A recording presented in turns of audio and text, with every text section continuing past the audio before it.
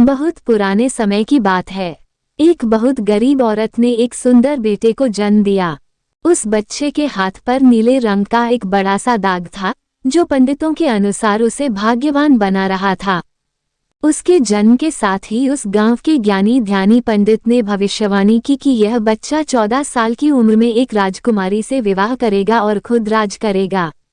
एक दिन ऐसा हुआ कि एक राजा शिकार खेलते हुए रास्ता भूलकर उसी गांव में आया जहां उस बालक का जन्म हुआ था। गांव वालों ने उस राजा को पहचाना नहीं, क्योंकि उन लोगों ने कभी उसे देखा ही नहीं था।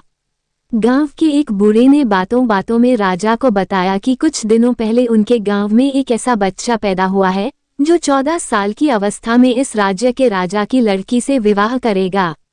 राजा को ये बात सुनकर बहुत गुस्सा आया, क्योंकि कुछ दिन पहले उसके घर में एक बेटी का जन्म हुआ था। राजा वैसे भी बहुत ही घमंडी और कठोर हृदय का व्यक्ति था।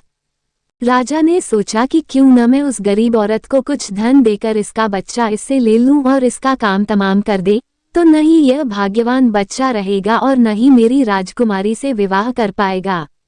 वह गांव के उस बूढ़े से बोला, बाबा, तुम मुझे उस औरत के पास ले चलो। वो उस बच्चे को ठीक ढंग से नहीं पाल पाएगी। मैं उस बच्चे को अच्छे ढंग से पालकर बड़ा करूंगा। बूढ़ा उस राजा को उस भाग्यवान बच्चे की मां के पास ले गया। राजा ने उससे अपना बच्चा देने की विनती की और बोला, तुम बहुत गरीब हो, इस बच्चे को कैसे पाल सकोगी? ये बच्चा मुझे दे दो, मैं इसे बहुत अच्छी तरह पालूंगा। वो गरीब औरत उसे अपना बच्चा देने से इनकार करती रही। तब राजा ने उसे बहुत सा धन दिया और बोला, इस धन से तुम अपना पेट पालना और जब ये तुम्हारा भाग्यवान बेटा बड़ा हो जाएगा तो खुद ही तुम्हारे पास आ जाएगा।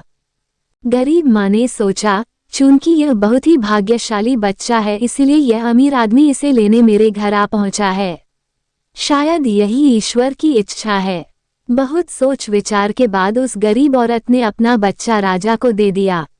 राजा ने उस बच्चे के लिए एक लकड़ी का संदूक खरीदा और उस संदूक में डालकर बहते हुए पानी में छोड़ दिया। उसने सोचा कि दम घुटने से बच्चा इस संदूक के अंदर ही मर जाएगा। वो ये सोचकर मन ही मन बहुत खुश हो रहा था कि उसने अपनी प्यारी सी बेटी को उस अनचाहे पति से बचा लिया।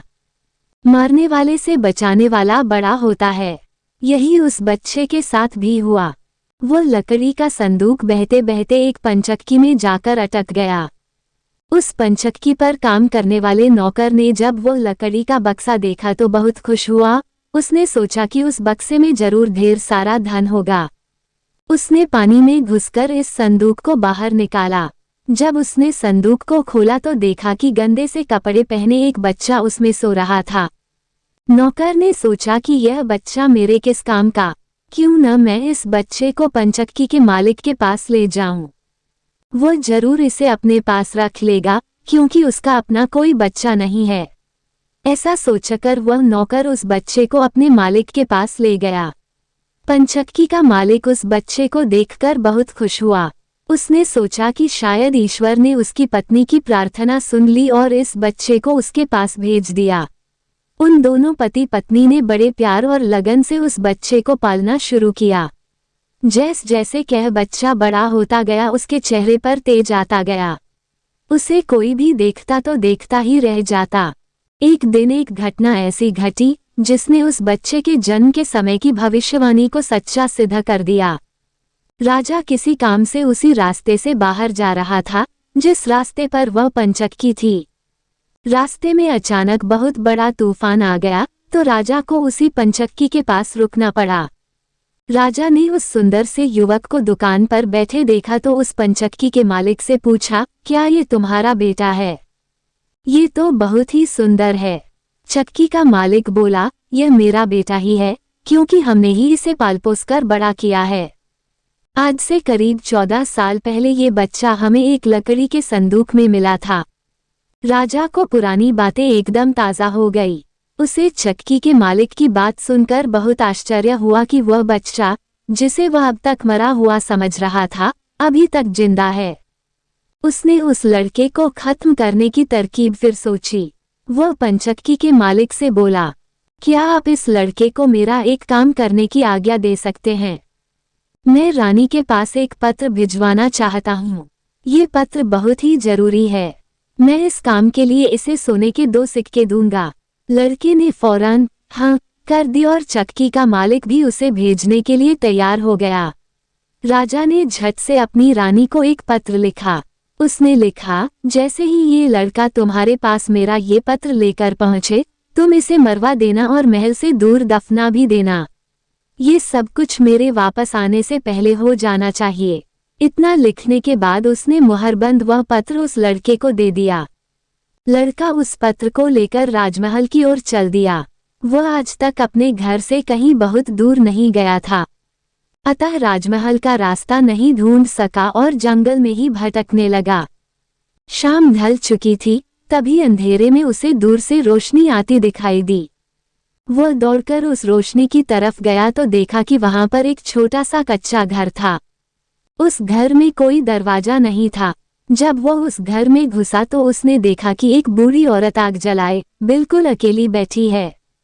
वो औरत उस लड़के को अपने सामने देखकर डर गई। उसने लड़के से पूछा, बेटा तू कहाँ से आ रहा है और तुझे कहाँ जाना है? लड़के ने जवाब दिया, मैं पास के गांव की पंचक्की से आ रहा हूँ और रानी माँ को ये खत देने जा रहा हूँ, पर मैं इस जंगल में अपना रास्ता भूल गया हूँ। रास्ता ढूंढते ढूंढते शाम हो गई। अंधेरे में मुझे यही घर दिखाई दिया, इसलिए मैं रात गुजारने के लिए यहाँ आ गया। उस बूढ़ी औरत को उस लड़के पर बहुत दया आई, क्योंकि वह डाकुओं के ठहरने की जगह थी और वह बूढ़ी औरत उन डाकुओं की नौकरानी थी। उसे डर था कि अगर डाकुओं ने उसे देख लिया तो उसे मार डालेंगे। लड़के को ये जानकर पहले तो कुछ डर लगा कि वो डाकुओं के घर में घुस गया है, पर अंधेरे में कहीं और जाना भी आसान काम नहीं था और दिन भर चलते रहने के कारण वह बहुत थक चुका था, सो उसे बहुत जोरों की नींद आ रही थी। वो उस बुढ़िया के कहने पर घर के एक कोने में चुपचाप जमीन पर सो गया।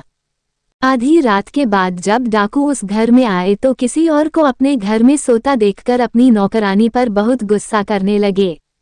बूढ़ी नौकरानी ने उन्हें सारी बात बता दी और वह चिट्ठी भी डाकुओं के सरदार के हाथ पर रख दी जो उस लड़के ने उसे दिखाई थी। राजा की मोहर देखकर उन डाकुओं को उस चिट्ठी पर कुछ शक हुआ। सरदार ने बड़ी सावधानी से उस चिट्ठी को खोलकर पढ़ा तो सोते हुए उस लड़के पर उसे बहुत तरस आया। उसने उस चिट्ठी को फाड़ दिया और एक दूसरी चिट्ठी उसमें रख दी। उस चिट्ठी में लिखा था, जैसे ही ये लड़का राजमहल में पहुंचे तुम इस लड़के से अपनी राजकुमारी का विवाह कर देना। ये काम मेरे वापस आने से पहले ही पूरा हो जाना चाहिए। ये खत उन्होंने उस लड़के के सामने रख दिया और सुबह होने से पहले ही डाकू वहां से चले गए। सुबह जब वह लड़का सोकर उठा तो उस बूढ़ी ने उसे कुछ जलपान कराया। फिर वह लड़का राजमहल की ओर चल पड़ा। राजमहल पहुंचकर उसने वह खत रानी माँ तक पहुंचा दिया। रानी ने जब खत पढ़ा तो उसे बड़ा आश्चर्य हुआ कि राजा ने ये कैसी आज्ञा दी है, एक अनजान लड़के से वह अपनी राजकुमारी का विवाह कर दे। खत पर राजा की मोहर लगी हुई थी, अतः ये कोई धोखा भी नहीं हो सकता। राजा के वापस आने से पहले ही उसे अपनी बेटी का विवाह इस लड़के से करना था। रानी ने लड़के को अपने पास बुलवाया। उसका भोला भाला और सुंदर चेहरा उसे बहुत पसंद आया और उसने अगले ही दिन उससे अपनी बेटी का विवाह कर दिया। लड़का राजकुमारी के साथ सुख से उस महल में ही रहने लगा। कुछ महीनों बाद राजा वापस अपने राजमहल में आया तो उस लड़के के बारे में जानने के लिए बहुत उत्सुक था, पर उसे जब ये पता लगा कि रानी ने राजकुमारी का विवाह उसी लड़के से करवा दिया है तो उसे बहुत गुस्सा आया। जिस बात को वह नहीं होने देना चाहता था उसकी पत्नी ने वैसा ही कर दिया। उसने अपनी पत्नी से वो खत मांगा। राजा ने उसमें उस लड़के से राजकुमारी के विवाह की बात लिखी देखकर हतप्रभ रह गया। उसे लड़के पर शक हुआ कि वो पढ़ा लिखा है, जरूर रास्ते में खत बदल दिया होगा। उसने लड़के को अपने पास बुलवाया और उसे सच्चाई बताने की आज्ञा दी। लड़का बोला, हे राजन, मुझे कुछ नहीं पता कि इस खत में आपने क्या लिखा था, क्योंकि मैं तो इसे ऐसा ही लेकर आ गया। हाँ, जंगल में मैंने एक पुराने घर में रात जरूर गुजारी थी, क्योंकि मैं राजमहल का रास्ता नहीं ढूंढ पाया था और जंगल में भटक गया था। राजा को उस लड़के की बात पर विश्वास नहीं हुआ। वैसे भी राजा को उस लड़के से बहुत नफरत थी। वह नहीं चाहता था कि उसकी बेटी से शादी करने के बाद वह इस राज्य का राजा बने। वह लड़के से बोला, मेरी गैरहाजिरी में रानी ने मेरी बेटी की शादी तुझ कंगाल से कर दी है, पर मैं इस शादी को तब तक अपनी सहमति नहीं दूंगा जब तक तू मुझे शैतान के 3 सोने के बाल नहीं लाकर देगा। जब तू ये 3 सोने के बाल मुझे देगा तभी सही मायने में उसका पति बन पाएगा। राजा ने ऐसी असंभव शर्त इसलिए रखी थी कि 3 सोने के बाल ढूंढते ढूंढते ही ये लड़का कहीं मर खप जाएगा। इस प्रकार उसे इस लड़के से अपने आप छुटकारा मिल जाएगा। अब लड़के के आगे राजा की आज्ञा का पालन करने के अलावा कोई और रास्ता नहीं था, क्योंकि अगर वह राजा की आज्ञा का उल्लंघन करेगा तो भी राजा उसे मरवा देगा। इससे अच्छा है कि बाहर जाकर ढूंढने पर शायद वह 3 सोने के बाल लाने में सफल हो जाए। वह अगले दिन मुंहंधेरे ही शैतान के सोने के बाल ढूंढने निकल पड़ा। चलते चलते वह एक बड़े शहर में पहुंचा। शहर की सीमा पर एक बड़ा सा गेट था जिस पर हथियारबंद सिपाही पहरा दे रहा था। सिपाही ने उस लड़के से पूछा, यहाँ तुम्हारा क्या काम है? क्या तुम कुछ समझते और जानते हो? लड़का बोला, मैं सब कुछ समझता और जानता हूँ। सिपाही बोला, अगर तुम सब कुछ जानते हो तो हम पर भी एक मेहरबानी करो। हमें भी बताओ कि शहर की सीमा पर यह जो कुआं है, पहले इससे मीठा पानी निकलता था पर अब इसमें पानी ही नहीं है। ये सूख गया है, क्यों? लड़का बोला, अभी तुम थोड़ा सब्र करो। जब मैं अपना काम खत्म करके वापस आऊंगा तो तुम्हें बताऊंगा। इतना कहकर वह गेट से निकलकर आगे गया। उसके बाद वह दूसरे शहर के बड़े से गेट के पास पहुंचा तो वहां पर भी एक हथियारबंद सिपाही पहरा दे रहा था। उस सिपाही ने भी उस लड़के से पहले वाले सिपाही जैसा सवाल पूछा तो लड़के ने उसे भी वही जवाब दिया। सिपाही बोला, अगर तुम सब कुछ समझते और जानते हो तो कृपा करके मुझे इतना बताओ कि इस शहर की सीमा पर जो सेब का पेड़ लगा है उसमें पहले सोने के सेब लगते थे, पर अब ये पूरी तरह सूख गया है, अब इसमें पत्तियां भी नहीं लगती। ऐसा क्यों? लड़का बोला, थोड़ा इंतजार करो, अपना काम पूरा करके आने पर मैं इसका जवाब तुम्हें बताऊंगा। इतना कहकर वह आगे चल दिया और चलते चलते तीसरे शहर की सीमा पर पहुंचा तो वहां पर एक बड़ी सी नदी थी जिसमें एक छोटी सी नाव थी और एक नाविक उस पर बैठा था। नाविक ने उससे पूछा, तुम यहाँ क्यों आए हो और यहाँ के बारे में क्या समझते जानते हो? लड़का बोला, मैं सब कुछ जानता हूँ। नाविक बोला, अगर तुम सब कुछ समझते और जानते हो तो कृपा करके मुझे बताओ कि आने जाने के इस काम से मुझे छुटकारा कैसे मिलेगा? लड़का बोला, इस सवाल का जवाब मेरे वापस आने पर तुम्हें जरूर मिलेगा, पर पहले तुम मुझे नदी पार करवाओ।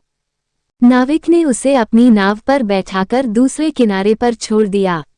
जैसे ही वह नदी के दूसरे किनारे पर गया उसे वहां नीचे की ओर जाने वाला कच्चा और अंधेरा सा रास्ता दिखाई दिया। वो उसी रास्ते पर चल पड़ा। काफी नीचे पहुंचने पर उसे एक बूढ़ी औरत आंगन में बैठी हुई दिखाई पड़ी। जैसे ही उसने उस घर में प्रवेश किया तो उस बूढ़ी औरत ने उससे पूछा, अरे बच्चे, तू कौन है और यहाँ पर क्यों आया है? तुझे पता नहीं कि यहाँ पर शैतान रहता है? लड़का बोला, मैं ठीक जगह पर आ गया हूँ, अब तुम मेरी सहायता करो। मुझे शैतान के सिर के 3 सोने के बाल चाहिए, नहीं तो मुझे मेरी पत्नी वापस नहीं मिलेगी।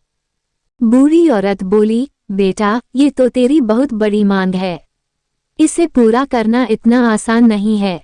जब राक्षस घर वापस आकर तुझे यहाँ देखेगा तो कच्चा ही चबा जाएगा, इसलिए मुझे ही तेरी रक्षा करनी पड़ेगी। उस बूढ़ी औरत को लड़के पर तरस आ गया। उसने छींटा बनाकर उसे अपनी स्कर्ट की चुन्टों में छुपा लिया। लड़का बोला, बूढ़ी माँ, मुझे आपसे 3 सवालों के जवाब भी पूछने हैं।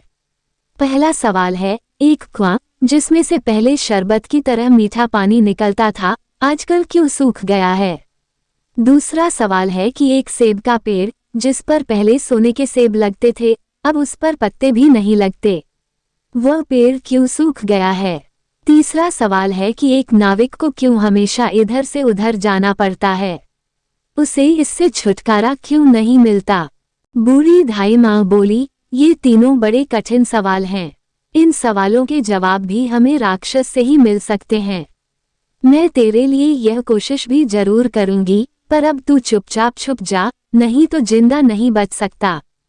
शाम को राक्षस घर पहुंचा। अंदर घुसते ही उसने शोर मचाना शुरू कर दिया, मुझे अपने घर में किसी मनुष्य की गंध आ रही है। आज जरूर कुछ गड़बड़ है। यहाँ कौन आदमी आया था? इतना कहकर उसने पूरे घर में झांक कर देखा, पर उसे कोई भी मनुष्य नहीं मिला। उसकी धाई माँ उस पर गुस्सा करने लगी और बोली, अभी कुछ देर पहले ही तो मैंने पूरा घर साफ किया है, मुझे तो यहाँ कोई मनुष्य नहीं दिखाई दिया। लगता है तेरी नाक में ही मानस गंध घुस गई है। चुपचाप आराम से बैठ और भोजन कर। राक्षस को जब कोई मनुष्य नहीं मिला तो उसे अपनी धाई माँ की बात पर विश्वास करना पड़ा। वह चुपचाप खाना खाकर वहीं जमीन पर बिछी हुई बड़ी सी चटाई पर लेट गया। लेटते ही उसे नींद आ गई। उसकी धाई माँ भी आज उसके पास बिछी दूसरी चटाई पर लेट गई, क्योंकि आज उसे उस राक्षस के बालों से उसके सोने के 3 बाल तोड़ने थे। जब राक्षस नींद में जोर जोर से खर्टी लेने लगा तो धाई माँ ने उसके सिर से सोने का एक बाल उखाड़ लिया। राक्षस दर्द से करा उठा, ओ माँ, तू ये क्या कर रही है? मेरे बाल क्यों खींच रही है? धाई माँ बोली, बेटा, मैंने अभी भयंकर सपना देखा तो डर के मारे तेरे बाल पकड़ लिए। राक्षस बोला, ऐसा कौन सा सपना था जिससे तू इतना डर गई? बूढ़ी धाई माँ बोली, मैंने सपने में देखा कि बाजार वाला कुआं जिससे शरबत निकलता था अब सूखा पड़ा है। इसमें किसका कसूर है? राक्षस बोला, इसे सिवाय मेरे कोई नहीं जानता। उस कुएं के नीचे एक बड़ा सा पत्थर है और उसी पत्थर के नीचे एक बड़ा सा मेढक रहता है। अगर उस बड़े से मेढक को मार दिया जाए तो उस कुएं से फिर से शरबत निकलना शुरू हो जाएगा। इतना कहकर राक्षस फिर जोर जोर से खर्टी भरने लगा। धाई माँ को जब विश्वास हो गया कि राक्षस पूरी तरह से सो गया है तो उसने उसके सिर से सोने का दूसरा बाल उखाड़ लिया। राक्षस फिर जोर से चीखा, ओ माँ, ये तू क्या कर रही है? धाई माँ बोली, बेटा, बुरा मत मान, मैंने फिर से एक अजीब सा सपना देखा था, तभी डर के मारे तेरे बाल मेरे हाथ में आ गए। राक्षस ने पूछा, ऐसा कैसा सपना था जिससे तू इतना डर गई थी? बूढ़ी माँ बोली, मैंने सपने में देखा कि उस राज की सीमा पर जो सेब का एक पेड़ है, जिस पर पहले सोने के सेब लगते थे, अब सूख गया है। इसके सूखने का क्या कारण है? राक्षस बोला, इस पेड़ की जड़ में एक चूहा रहता है जो इसकी जड़ों को काटता रहता है। अगर उस चूहे को मार दिया जाए तो वह पेड़ फिर से सोने के सेब देने लगेगा। पर अब तू मुझे अपने सपनों से परेशान मत कर, मुझे चैन से सोने दे। इतना कहकर थोड़ी देर बाद वह राक्षस फिर जोर जोर से खर्राटे लेने लगा। जैसे ही बूढ़ी माँ को लगा कि राक्षस सचमुच सो गया है तो उसने तीसरी बार सोने का बाल उखाड़ लिया। अब तो राक्षस गुस्से से आग बबूला हो गया और धाई माँ को खरी खोटी सुनाने लगा। धाई माँ उसे शांत करने की कोशिश करने लगी, फिर बड़े प्यार से बोली, बेटा, मैं इन अजीब अजीब सपनों का क्या करूं? अभी अभी मैंने फिर से एक अजीब सपना देखा। राक्षस बोला, ऐसा कौन सा सपना देखा, जल्दी कह, मुझे जोर से नींद आ रही है। बूढ़ी माँ बोली, मैंने सपने में देखा कि मुझसे एक नाविक शिकायत कर रहा था कि उसे हर समय इधर से उधर जाना पड़ता है। उसे इससे छुटकारा क्यों नहीं मिलता? इसमें उसका क्या कसूर है? राक्षस बोला, वह नाविक मूर्ख है। जिस दिन वो किसी और आदमी के हाथ में अपना चप्पू दे देगा, उसे हर रोज के आने जाने से छुटकारा मिल जाएगा। इतना कहकर राक्षस फिर से अपनी चटाई पर लेट गया और खर्राटे लेने लगा। अब धाई माँ ने उस लड़के को अपनी स्कर्ट से निकाला और उसे 3 सोने के बाल देकर बोली, अपने तीनों सवालों के जवाब तो तू सुन ही चुका है, अब ये ले 3 बाल और तुरंत यहाँ से भाग जा। लड़के को असली रूप में करने के बाद धाई माँ ने झटपट उसे घर से बाहर निकाल दिया। लड़के ने हृदय से उसको धन्यवाद दिया और अपने ससुर के राज्य की ओर चल पड़ा। रास्ते में उसे फिर वही नाविक और पहरा देते हुए दोनों सिपाही मिले। नाविक ने जब उसे दूसरी ओर उतारा तो वह लड़का बोला, तुम अपना ये चप्पू किसी और के हाथ में दे देना, तभी तुम्हें इस रोज रोज के आने जाने से छुटकारा मिल जाएगा। जब सिपाही को उसने उसके प्रश्न का उत्तर बताया तो उसने बहुत सा धन एक गधे पर लादकर उस लड़के को इनाम के रूप में दिया। वो उस धन से लदे हुए गधे को लेकर जब पहले सिपाही के पास पहुंचा तो उसे भी उसके प्रश्न का उत्तर बताया। उस सिपाही ने भी बहुत सा धन एक गधे पर लादकर उसको इनाम दिया। अब वो सोने के 3 बाल और 2 गधों पर ढेर सारा धन लेकर अपने ससुर के पास पहुंचा तो उसे देखकर राजा हैरान रह गया। तीनों बाल और धन से भरे हुए 2 गधों को देखकर राजा ने उससे पूछा, तुम्हें यह इतना ढेर सारा धन कहाँ से मिला? लड़का बोला, मैं नदी के उस पार गया था, वहाँ मुझे बहुत सारा धन मिला, उसमें से कुछ धन मैं अपने साथ ले आया। राजा को लालच आ गया। वो लड़के से बोला, क्या मैं भी नदी के उस पार से तुम्हारी तरह कुछ धन ला सकता हूँ? लड़का बोला, क्यों नहीं। उस नदी में नाव पर एक नाविक बैठा है जो अपनी नाव से आपको उस पार ले जाएगा, पर आप उसका चप्पू उससे लेकर नाव को खुद चलाएंगे तो नदी की दूसरी ओर पहुंचकर ढेर सारा धन ले आएंगे। लालची राजा इतना सुनकर नदी की ओर चल पड़ा। वहां सचमुच ही एक छोटी सी नाव पर एक नाविक बैठा था। राजा उस नाविक के पास गया और उसके हाथ से उसका चप्पू लेकर खुद नाव चलाने लगा। अब उस नाविक को रोज के आने जाने से छुटकारा मिल गया और राजा को उस नाविक की जगह हर समय नाव पर इधर से उधर जाने की सजा मिली। मेरे प्यारे दोस्तों, आप लोगों को हमारी यह वीडियो कैसी लगी प्लीज़ हमें कमेंट सेक्शन में ज़रूर बताना और हमारी वीडियो को लाइक करना। हमारी यह कहानियाँ आपका मनोरंजन करने के साथ आपको दिशा भी देंगी। तो बने रहिए हमारे साथ और हमारे प्रयास को सफल बनाएं।